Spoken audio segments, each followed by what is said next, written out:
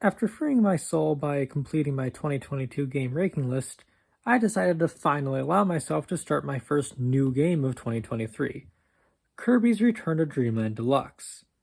Rather than waiting until the end of the year to detail my thoughts on this game like previous years, I am scripting and now recording this shortly after beating it. I'm playing the Kirby game sorta backwards.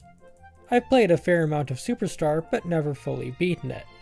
The first Kirby game I played through to the end was last year's 3D debut, Forgotten Land. So instead of seeing how Kirby transformed its gameplay to 3D, I'm experiencing the 2D basis for the 3D formula I fell in love with last year. Return to Dreamland is perhaps the best possible start though. I know that this entry is what really kicked off the modern Kirby formula. As I have friends who've loved Kirby since we were children, I did already know the plot of Return to Dreamland, so unfortunately there were no surprises from a story perspective. Luckily though, while the ending of Kirby games are often a highlight, this is one series where the lore enhances the fun, but it's still a delight even solely focusing on gameplay. I love Forgotten Land, and I don't feel like this 2D gameplay is a regression from it at all. Much like Super Mario, 2D and 3D Kirby are their own types of fun, similar enough to where you can easily tell it's the same series, but unique in how they approach the game design. I'd seen this excellent video by Slightly In-Depth Gaming titled All 2D Platformers Take the Mario or Wario Pill. The hypothesis of their video is that Mario-pilled games feature a character with simple movement and more focus on platforming obstacles. Wario-pilled games have a character with a complex, difficult-to-master moveset. Even simple stages can become difficult, as merely controlling your character is the challenge, to the game's advantage. Kirby games are notoriously easy, Return to Dreamland included. So it would be natural to think Kirby shares its design philosophy with the simple movement of a Mario-styled game. But what's crazy is, despite the relaxed nature, Kirby games are absolutely Wario-pilled. Well, Kirby came out first, so I guess Wario games are Kirby-pilled if anything, but you get what I'm trying to say. How you move and interact with the world is all based on your copy abilities, and every copy ability has plenty of uses, many of which you wouldn't find without checking the pause screen.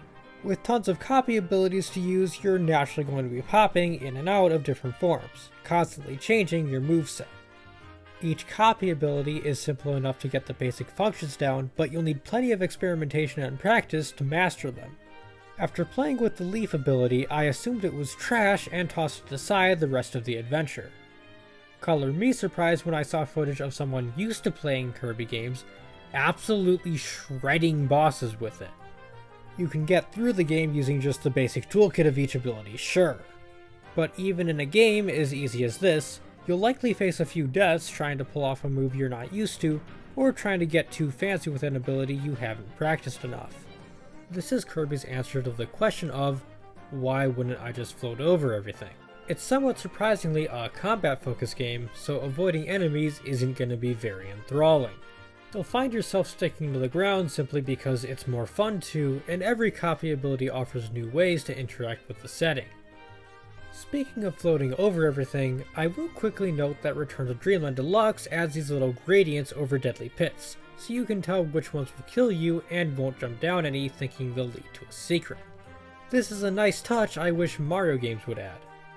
The stages also keep you enthralled with hunts for energy cores, Return to Dreamland's main collectible. Unlike Forgotten Land, finding these isn't typically the issue. Most of the time, you'll spot where they are quite easily. The challenge comes from completing the puzzle or beating the enemy that leads to them. Though, one of the small nitpicks I had about Forgotten Land was that sometimes you'd want to restart at the last checkpoint, and the game was missing an option in the menu to do that. So your only options were to restart the whole stage, or die. This game has that issue too, and I'd say I encountered it even less in Return to Dreamland. However, RTD has its own minor problem in that sometimes you can get stuck in areas where there's no way to kill yourself or go back, so you have no choice but to start over from scratch. In my playthrough though, I only missed like 3 energy cores total my first time through a level, and one of those 3 was because I played it with a friend who was a bit too trigger happy during a cannon section. So really, as long as you're paying attention, this will rarely be an issue, but it was just a minor annoyance that did pop up a couple of times. That's the only gripe I have with the main game though. I know some are upset about the lack of online play, and while I loved the addition in Mario 3D World plus Bowser's Fury, I was replaying that game. Deluxe was my first time playing Return to Dreamland, so I am happy I got to experience it in single player once before a multiplayer run through. Though that is an addition I think would improve the game even more. If I ever return to RTDDX, being able to replay the game in co-op online would be super fun. So while I don't expect it, I would be grateful for an online patch in the future. If I had to dig deep and find something else negative to say about the main adventure, you are restricted to playing as Kirby in single player. I understand why, as there are certain energy cores which require specific copy abilities, and the other 3 characters can't transform like Kirby. But it could have been nice as a post-game reward. Especially in Extra mode, seeing as that's literally a post-game unlockable, which from what I understand is just a more difficult version of the adventure. I personally haven't played through that, as I got limited time, and if I'm gonna replay essentially the same game, I wanna do it with a buddy. But there's more here than just the main story and its respective hard mode. When I saw Mirror Megaland announced, I assumed it would just be a small collection of minigames that'd be a cute distraction for a day, and nothing more. But nah, this actually makes Return to Dreamland Deluxe a pretty good choice for a party game. It isn't just a collection of 10 minigames. Each game has a set of missions to complete, some of which can be genuinely difficult. And you gain masks which can be worn in Megaland and the main adventure, alongside items you can summon during Kirby's quest, such as a drink for more health or a random copy ability. Salazzle, my waifu 69, is quite fond of the Coraline mask. I ended up spending more time than I expected in Megaland and even completed every mission. Some of which after many attempts. But that's not all Deluxe added. Megaland is built by Return to Dreamland's Sprunkly, Megalore, and after beating the main game you'll unlock a brand new adventure in which you play as a significantly weakened version of this cosmic mage. Megalore Epilogue.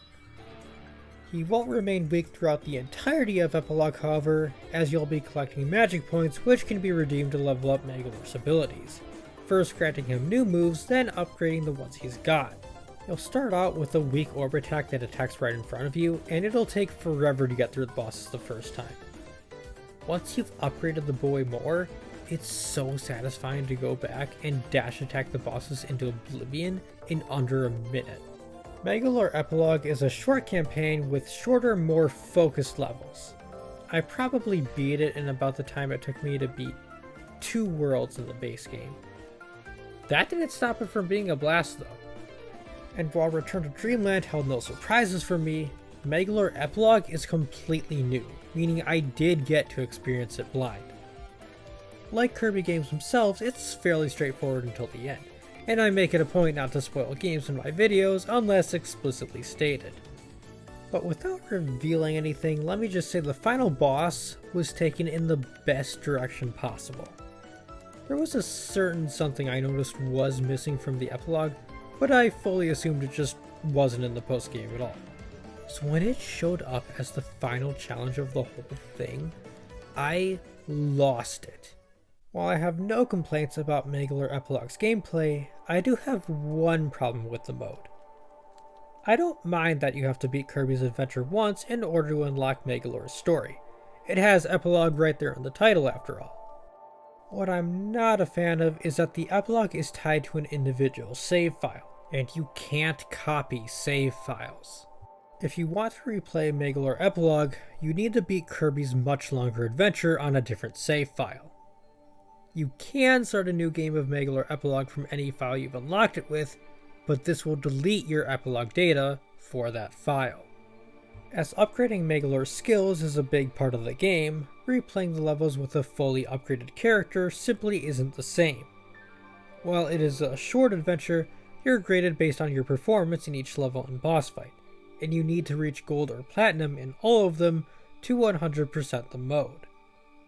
Even if it's short, I don't want to delete my progress and have to do it all over again to play with a friend. There are a few ways this could be fixed. Within the game mode itself, we could be given the option to downgrade skills we've unlocked, purposefully resetting Magolor without deleting the whole game mode's data. Or we could go the route of Ocarina of Time 3D. In that game, you have 3 save files. After you beat the game once on any file, you gain 3 additional save files for the Master Quest mode. Return to Dreamland Deluxe could go this route with Magolor Epilogue, having 3 files for Kirby's Adventure and 3 for Magolor's. The third and simplest solution is to allow players to copy files. This way I could just copy my whole file to slot number 2, and then reset Magolor Epilogue in that file without deleting the one where I've already reached gold on all levels. Looking back at the small handful of complaints I've listed, only 2 have to do with the actual gameplay. The lack of a restart from checkpoint option, and the inability to play as characters other than Kirby in single player, neither of which dampen the experience much at all. Both Kirby's main campaign and Magolor Epilogue are pure joy every second I was playing them, and Magoland was a much meatier chunk of side content than I expected. Having played Return to Dreamland for the first time with this deluxe edition, I can clearly see why this entry is so beloved amongst Kirby fans. As it's the first game I've played in 2023, I have no clue where Return to Dreamland Deluxe will stack up to its competition. But if this somehow ended up being the lowest on the list, it would mean the Switch by some means had an even better year than last. Oh yeah, you may be wondering why I decided to release a separate review of Return to Dreamland Deluxe. Well, remember when I said in my 2022 ranking video that I was thinking of a solution to the issue of me getting behind on games because I wanted to talk about last year's games? This is it. I realized in my end of year videos, I'm basically writing full reviews of the games I discuss anyway, to the point that some, like Xenoblade 3, had to be their own videos so they wouldn't take up 20 minutes on their own. There was also the issue of me recording dialogue that I had written months prior, so it sort of felt unnatural as the thoughts I was discussing weren't recent. This way, I can discuss games closer to my playing them when they're still on my mind, and I'm not leaving a massive project for myself in January. It'll also be less awkward to add on to old lists. Like, when I eventually get around to the Live Alive remake, I'll make a separate review video and just state where I'd slot it in on last year's list, rather than trying to shoehorn it into some other video. I've no clue what I'm going to do at the end of the year now. I don't know if I'll take all these videos and combine them into one massive game ranking, or record a new shorter video with condensed thoughts on all these games, more in the vein of a typical top 10 video, or if I'll do none of the above and let these reviews stand as their own things. But I think this format will work best, allowing me to stay on top of new releases better, while still ranking games in the order I play them. So I hope you enjoyed my first official game review. Thank you for supporting my microscopic channel, and I hope to see you next time when I review Metroid Prime Remastered.